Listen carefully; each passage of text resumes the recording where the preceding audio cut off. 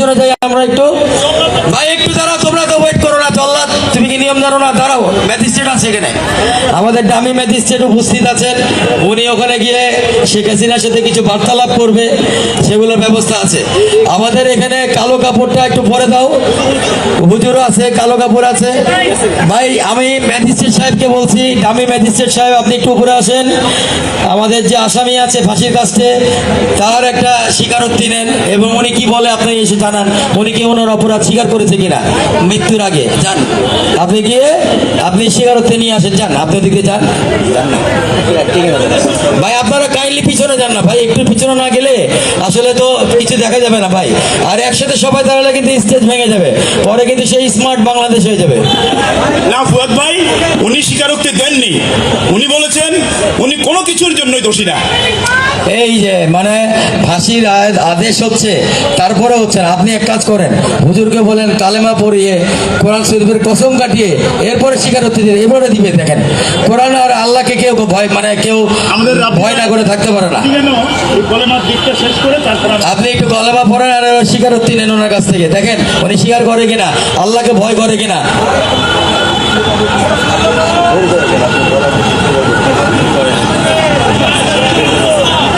আস্তাগফিরুল্লাহ কি জানা না?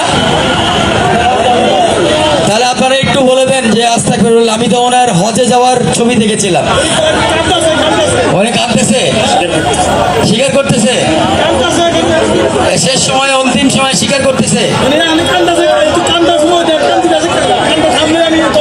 ওনার কি কোনো শেষ ইচ্ছা আছে? ম্যাজিস্ট্রেট সাহেব, দামি ম্যাজিস্ট্রেট, ওনার কি কোনো শেষ ইচ্ছা আছে? আপনি কি জিজ্ঞেস করেছেন? এই কি বলেন, ইলিশ মাছ খাইতে চাইবে ভাই? তাহলে ইলিশ মাছ কেন খাইতে চাইবে ভাই? এটা তো ঠিক না। না না না না, এরকম হওয়ার কথা না। আপনারা একটু ভালো করে দেখেন। আচ্ছা ঠিক আছে, ওনাকে বলেন যে সব হবে আফটার ডেথ।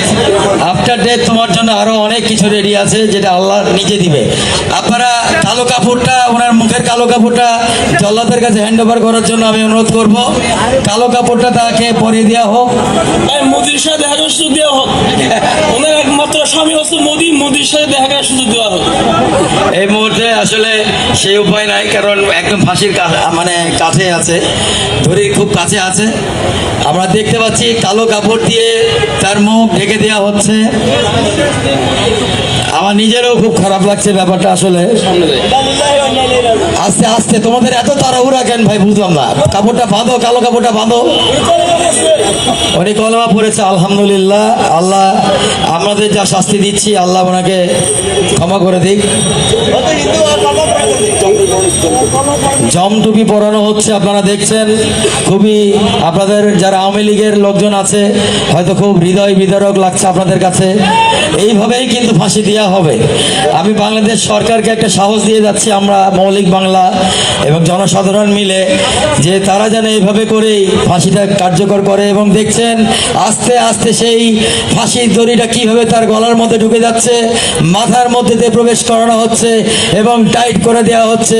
আর তোমরা কিন্তু ছেড়ে দেওয়ার আগে এই এখান থেকে কিন্তু এই যে ম্যাজিস্ট্রেটের দিকে খেয়াল করো, এই যে এই রুমাল ম্যাজিস্ট্রেট যখন ফেলবে ঠিক সেই মুহূর্তে কিন্তু তোমাকে ছাড়তে হবে দড়িটা। ম্যাজিস্ট্রেট একটু সামনে যাক। আমি একটু ঘড়িটা দেখি, আমার 1 মিনিটের মধ্যে আমি এই সাদা কাপড়টা ফেলে দেবো, এরপর আপনারা ফাঁসিকে কার্যকর করবেন। আপনি জল্লাদ তুমি তাকিয়ে থেকে ম্যাজিস্ট্রেটের দিকে। রুমাল রেডি হয়ে আছে, সেই রুমাল আমি জানি আমার এই লাইভ মাইভ সবকিছু ইন্ডিয়াতে গিয়ে বহুত গালাগালি হবে, বহুত মানে আমার বাপ মা তুলে, বউ বাচ্চা তুলে দেওয়া হবে। কোনো সমস্যা নাই, তোমাদের ভুল ভাঙবে। তোমাদের নেত্রী আর কোনোদিন ফিরবে না, নেত্রী ক্ষমতাতেও ফিরবে না, কিছুতেই ফিরবে না।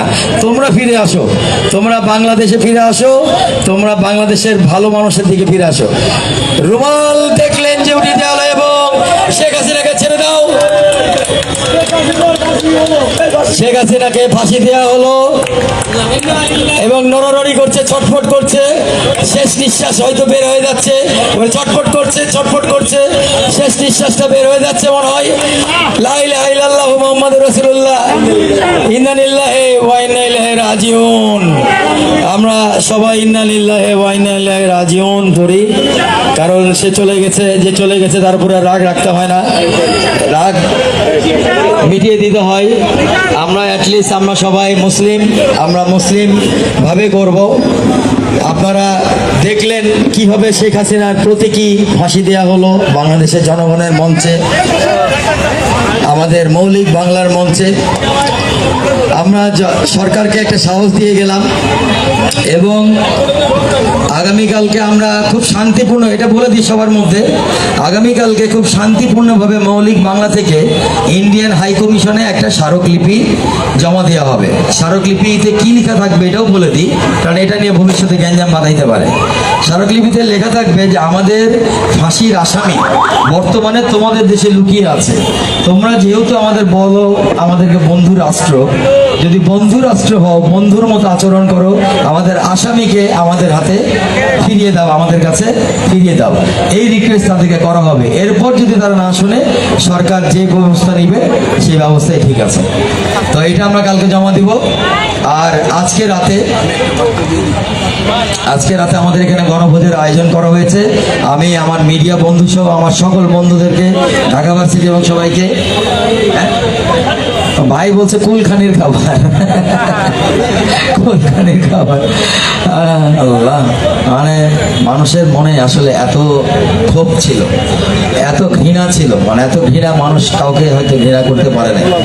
তো সেই ঘৃণা আজকে বই প্রকাশ হচ্ছে। আজকে সবাই খুশি, আজকে আমাদের ঈদের দিন।